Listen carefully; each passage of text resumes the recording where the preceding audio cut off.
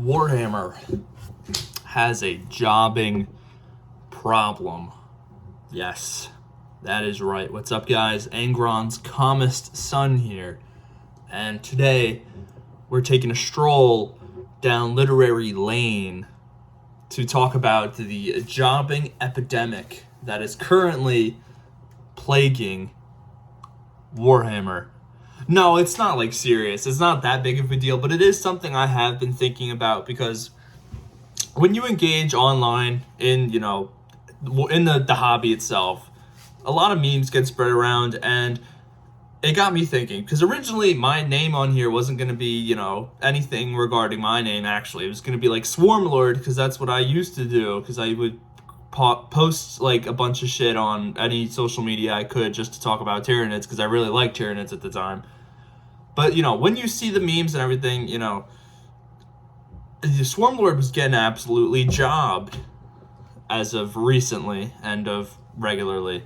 And I'm like, okay. I was like, realistically, this autonomous unit from the Tyranids who has accumulated countless bits of knowledge each time it dies, and it dies very rarely, although seemingly in the newest iterations and appearances it does get defeated quite a bit,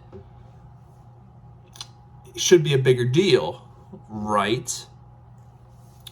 But he's not. Little concerning there, but then that kind of snowballed into me sleeping late at night, and I'm staring at my wall at 3 a.m, and I'm like, who else has been done dirty by... I was going to say the authors, but not the authors, because let's be real, power scaling in Warhammer is kind of ridiculous, but who's just been done dirty by the story? So right off the bat, besides the Swarmlord, Avatar of Khaine, my boy has been absolutely jobified. Like if there was a term for like giga jobber, it would be him. I made it up, giga jobber. This is unfortunately the role that the Avatar of Khaine has been ascribed to. This is a shard of a warrior god who has been literally, millions and hundreds of millions of years ago, you think would be a little bit more powerful than it's depicted, where he's seemingly losing or getting absolutely dog-walked every frigging conflict he's involved in. But the only time I could really think about the Avatar of Khaine getting an actual win was in one of the Commissar Khaine books. Don't remember which one, not off the top of my head. Not a lore master like that. But that is the only time, and I think it was because there were Tyranids or there were other Xenos or whatever fighting. So really, the Avatar of Khaine literally just got sent in as like an assist, and that's why he won the battle or whatever. Because I was remembering at Fulgrim, where Fulgrim literally like chokeslammed one and was like, literally this is how it went, like Undertaker style, grabbed him, went boom, and I was like, all right, I could kind of see how that could happen, because the Primarchs are basically literal friggin' warp entities themselves in a way. So I'm thinking, okay, but really, if I had to use my critical thinking skills, and being a world eater, my mental faculties are at an all-time high at 50% functioning brain power. So I'm connecting my neurons that are short firing, and they're going bam, bam, bam, and I'm thinking, no, I'm thinking and I thought, and I'm thinking I thought, not happening. Should be a bigger deal. Swarmlord, Avatar of Khaine, much bigger deal. And you know who should be the biggest deal of them all, who is seemingly not? Our father, who are in the warp, Angron. My boy should be a cataclysmic wrecking ball of pure violence and energy, which he is in lore, but it seems like every story he's depicted in, including maybe the new Arcs of Omen, even though he kind of did absolutely batter and kind of wreck the Lion a little bit, they definitely had a tussle, gets absolutely banished and destroyed each time. But that's not really his fault, and I wouldn't even really call him a jobber, but I would say, and this is just me kind of espousing the thoughts I've had at late night 3 a.m. when I'm thinking for video ideas. No, I forgot what I was going to say. I'm sure it was really good, though.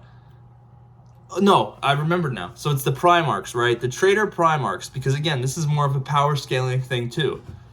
Ideally, should be a bigger deal and should be, I think, winning 90% of the conflicts they're in, unless it's against each other.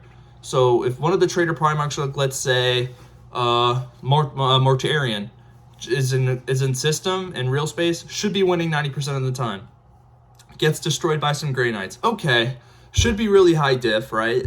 Sure, that happens. Angron should be winning 90% of the time. Gets banished, gets banished, gets banished, gets banished. I know it's a balancing act, right? You can't necessarily have the Primarchs sort of up here all the time. Like if we're doing the regular power scaling, Primarchs should be all the way up here. Greater Demons, they kind of shift up and down, or even are equal to each other. Depends on the narrative and who's writing it, right? So ideally, some Greater Demons may have some priority over the Primarchs, or vice versa.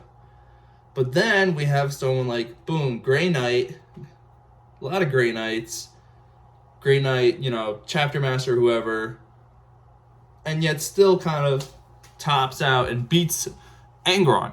See, I get it, because I'm not an author, and I understand that crafting battles and understanding how you're going to influence the narrative of the story is not the easiest thing in the world to do. I'm not shitting on the authors, but I am kind of shitting on the power scaling and reliability of the power scaling, because it's a wacky setting. Stupid shit and crazy shit happens in Warhammer in every story. Literally the most insane, people make the setting, and that makes it entertaining. But these characters that I mentioned should be getting, not better treatment, but the treatment they kind of deserve in setting. If the Swarm Lord's mentioned, everyone's like, oh shit, this is some real deal nasty business. If Angron's mentioned, they're like, oh my god, we're gonna die. If Avatar of Kane's mentioned, they're like, huh? You know what I'm saying? They kind of deserve the same narrative treatment that the, regular named plot armor characters get. There should be some level of urgency and real sort of feeling of dread and importance to these characters. But I feel like some of that's been lost. And I know I'm kind of going off memes, but whenever there's a meme really in the setting, there's usually some variable truth in there, even if it's misremembered, misconstrued, or it's from people who've never even read the books.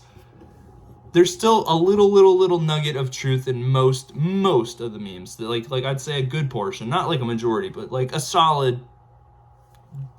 I'm a world eater, not good at math, but you get what I'm saying. So these characters deserve a little bit more better treatment, I should say.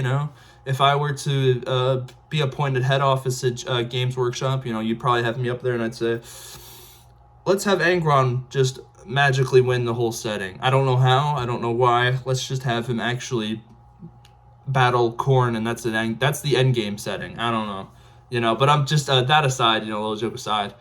Yes, does Warhammer have a jobbing problem? Maybe not a problem, but like at most it's a minor conflict in there. That's not even a conflict. But these characters do deserve a hell of a lot better than they deserve. So that being said, I know it's kind of a short one, but if you guys have any characters you think have been absolutely like downgraded in terms of relevance and importance in the setting, drop them. As always, I like to hear all that stuff. But otherwise, if you stuck through the whole video, thank you for watching, and I will see you guys later.